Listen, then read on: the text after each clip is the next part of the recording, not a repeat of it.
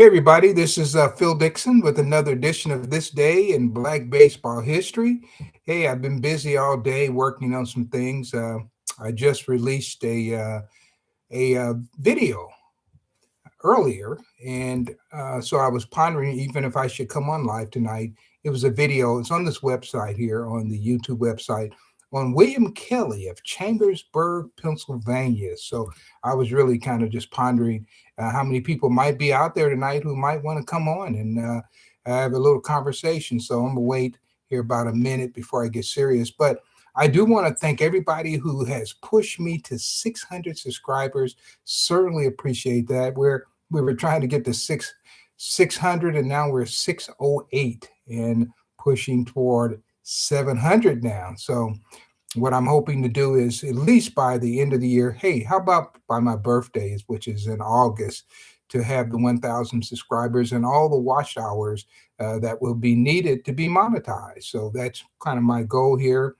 and just create some extra income to do a little more research. And that's what I do. I speak a lot, as people will know, travel around. So it is not uncommon for me to make money at doing this. But if there's some money left on the table, I don't want to make sure that it goes to waste, because it costs money to do this research. And sometimes you have to hire extra people to help you along.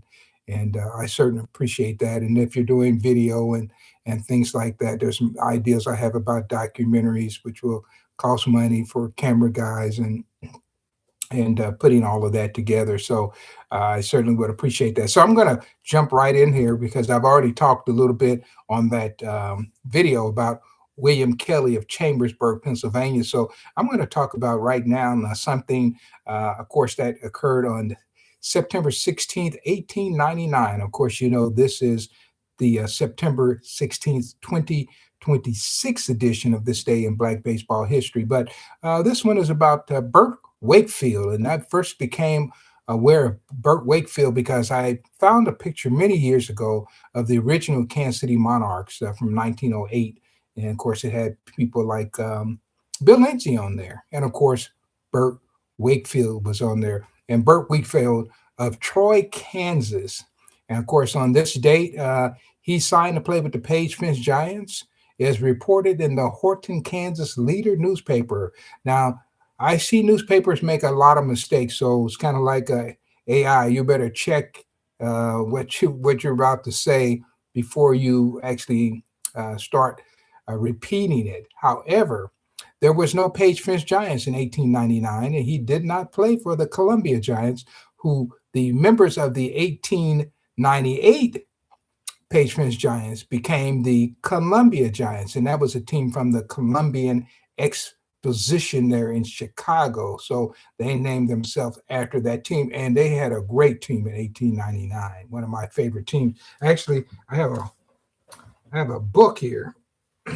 This whole book right here is dedicated to them. This whole notebook where I've gone back and dug out box scores and information and put a lot of history together. And I've never published it, but I hope to do that someday. So where did Burt Wakefield go if he didn't go with the Columbia Giants? Well, we know this. He was free to roam the countryside and go wherever he pleased, because his wife, Josephine, she went by Josie, passed away in February of 1898, and after 5 years of their marriage. So where did he go? Hey, I'm still trying to figure that out. But we know one thing: the Kansas Plain Dealer newspaper, Plain Dealer, and Plain Dealer was an African American newspaper started there in Topeka, Kansas. So they kept a lot of interesting information on people who were moving in and around that area. Of course, they said that in 1899 he had his mouth fitted with two gold teeth. How about that?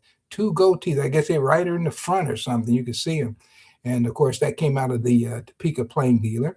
And we know that as late as 1899, in April, he was playing with the Nebraska, or Lincoln, Nebraska. Let me make sure you understand that. The Lincoln, Nebraska Giants. And the same newspaper in Topeka printed that, of course. Later on, we see that Wakefield was made captain of that team, and the same newspaper reported that Wakefield and Dangerfield Talbot Now, Dangerfield Talbot, if you ever flew into Kansas City or come into Kansas City and you land at KCI, it's up in Platte County. Now, Dangerfield's Talbot's family were slaves in Platte County. So you're going right through the area where uh, his family were held as slaves, and by the local judge there in Platte County.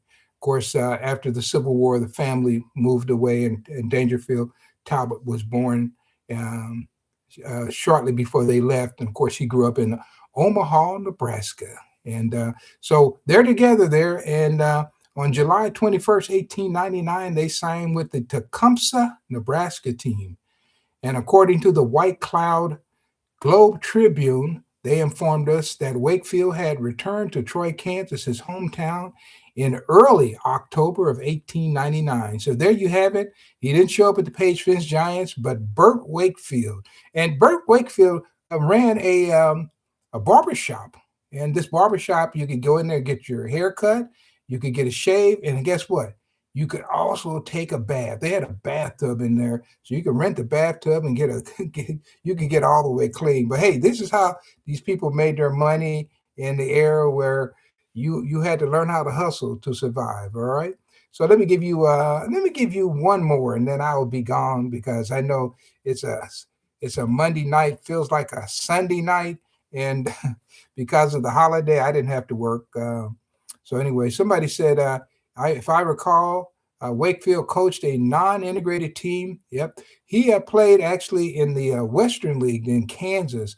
He might have played for Atchison. He could have played for who is? I'm trying to think. Emporia. There were several teams there who were some of the last minor league teams to have African Americans, and I wrote about that in my book, The Negro Baseball Leagues of Photographic History. I have a list in the back of that book. I don't have one with me here, and it mentions some of those guys who went up to 1899 playing on mixed teams in professional leagues in Kansas. And of course, Wakefield was one of those. He was a legend. And I've never gone to actually present in that hometown where he is, but I'd like to do that sometime. Troy, Kansas. Man, I've been all over Kansas because I'm a member of the Kansas Humanities Council. So I speak in a lot of really small places for them. And Troy would probably be one of those small places. But I would love to go there and talk about the legendary Burt Wakefield. All right. Okay. So let's go to let me give you this one. You might find this one interesting. February 16th, 1921, a report in the Los Angeles Evening Post Record presented the following information on the Los Angeles White Sox for the 1920-1921 Winter League season. And it mentioned that Wilbur Bullet Rogan, now somebody from my hometown, Kansas City, Kansas. He wasn't born there. He was born in Oklahoma City, Indian Territory. And then he moved to Kansas City, Kansas. And Bully Rogan, pitching out on the coast, won 11 games and had lost 6 up to February 13th. Now, he's still pitching out there, so he's going to win more games. And he had batted in those same amount of time, 370.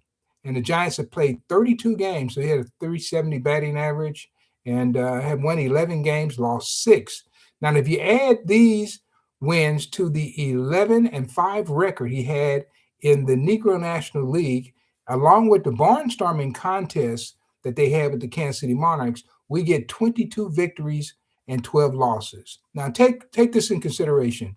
If you, well, first of all, if you add all his games together, you get a 20-game season, 20-win season for a good pitcher, right, who's in the Hall of Fame.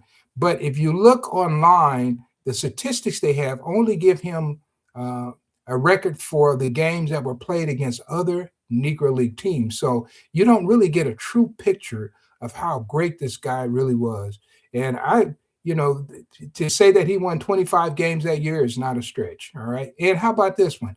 He didn't join the Kansas City Monarchs and pitch his first game for them until July the 5th. So he won 11 games after July 5th. And one of those losses was a 1-0 loss to the Major League All-Stars and Casey Stengel hit a home run. And I remember there was an old guy, Reverend Thompson, lived across the street from me, and he used to tell me about this game. Now, Reverend Thompson was he probably was in his 80s when I was a kid, and he really loved baseball, and he would see me playing all the time. So he would talk to me about baseball, but he told me about the game. He was there in 1931 when Willie Foster pitched in Kansas City against the Major League All Stars, and this particular game I heard about too. And this one, it said that Rogan was pitching, and there was a guy by the name of Joe Rule who ended up being a umpire. I don't know if it was American or National League. It was one of them. But of course, in 1920, he was umpiring games in Kansas City for the Negro National League. And so, anyway, he was umpiring that game. And Rogan had struck out Casey Stengel. And the guy, instead of calling strikes, he was calling balls. And he had him struck out. Rogan was so pissed off that he just took the ball, lobbed it up there. Casey hit a home run, and they lost the game 1-0, and they walked off the field. And the game became legendary because people in my community growing up were still talking about this game in the 1980s. They remembered it. Now, the newspapers went around. They weren't finding this game in a book. This is something that had came down through folklore, and it came all the way to me, and I was able to talk about that. All right. So I'm gonna give you let me give you one more, okay? And then I will be out of here. Let me see if anybody, are you guys still with me here? Okay. Now remember, if you're just coming in, you like this, be sure and to hit that subscribe button and come back and catch me. And don't forget to go and look at that live I did today on Mr. Kelly. But here we go. Last one for tonight. The New York Rens and the Toledo Jim Whites played to a 48-41 victory, with the Rens winning at the local high school gymnasium over in Toledo. And the game was sponsored by the Adrian High School Varsity Club. I wonder if Adrian High School is still there.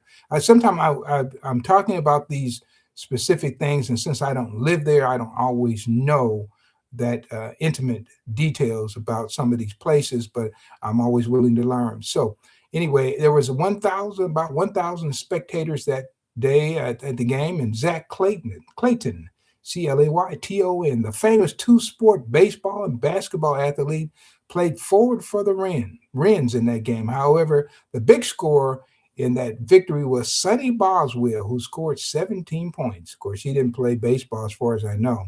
So in addition to playing two sports, Clayton became the first African-American to obtain a boxing referee's license in Pennsylvania. And of course, that occurred in 1949. So just imagine all the boxing matches that had taken place over 100 years, maybe at least 80, 90 years before that in Philadelphia, in Pennsylvania, in that area. It took up until 1949 to get a black referee, somebody licensed. Isn't that amazing? So anyway, that was Zach Clayton, who was the first person to get that license in 1949. And in basketball, believe it or not, Clayton started off in Philadelphia playing with a team called the Philadelphia Giants. Did you know that? And before then, he was even playing for Otto Briggs. I don't know if you heard Otto Briggs. He was the outfielder with Hilldale. And later on, he went to work at the Tribune, Philadelphia Tribune newspaper. I think someone in his family, might have been his wife, who owned that newspaper. And of course, he had a basketball team, the Tribune Big Five basketball team. And in 1931, when he started that team, one of his early signings was Zach Clayton. So Zach Clayton today is a member of the Naismith Basketball Hall of Fame in Springfield, Massachusetts. So I would make a good case that he ought to be in the Boxing Hall of Fame too. So maybe I need to talk to them and start a push for Zach Clayton, because he became a famous referee, and I think he refereed over 200 professional bouts before he called it a day, which included the famous Rumble in the Jungle with Muhammad Ali, and I think it was George Foreman, right? So that's Zach Clayton. So guys, that kind of does it for me tonight. I just wanted to come on and just talk just a little bit. It's been a heck of a holiday here. So I'm just kind of enjoying it and didn't do much today. The weather was about 60 degrees. So I'm out walking and trying to enjoy some of this weather and getting ready for the baseball season to start. So, guys, I will be with you very soon. I'll be back talking a little baseball history. So, this does it for me tonight. And this is the February 16th, 2026 edition of This Day in Black Baseball History. Thank you, guys. And I'll see you real soon.